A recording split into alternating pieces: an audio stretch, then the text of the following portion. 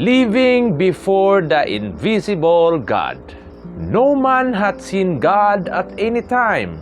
John 1 verse 18. Yet Paul tells us that God is the one who only hath immortality, dwelling in the light which no man can approach unto, whom no man hath seen, nor can see, to whom be honor and power everlasting. Amen.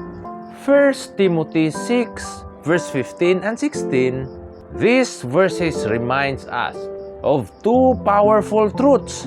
God's greatness is beyond human sight, and He is beyond human reach. We cannot grasp Him with our eyes, but He has made Himself known through Jesus Christ, God's only begotten Son, according to John 3:16, the one who reveals the Father's heart. If God the Father, the only God who is invisible, immortal, and perfectly holy, then we must live with humility. We are not God. We do not see everything or control everything. So we must be slow to judge, Matthew 7, 1 and 2. Or we must not judge others, Philippians 4 verse 5. And honest about our own limits, Romans 12 verse 3. Moral lesson number 1.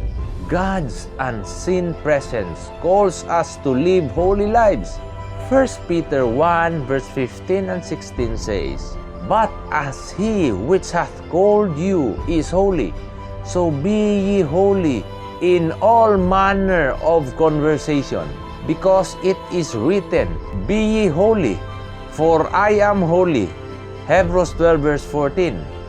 Father says, Follow peace with all men, and holiness, without which no man shall see the Lord. Moral lesson number 2. God's unseen presence calls us to integrity, reminding us that even when no human eyes watches, God does. And His immortality calls us to live not for temporary desires, but for eternal values, truth, justice, love, and righteousness. Because the God no one has seen sees us, let us deny ungodliness, worldly lust, live soberly and godly in this present world. Titus 2 verse 12. And above all, align our daily actions with eternal values, honesty, integrity, compassion, and self-control.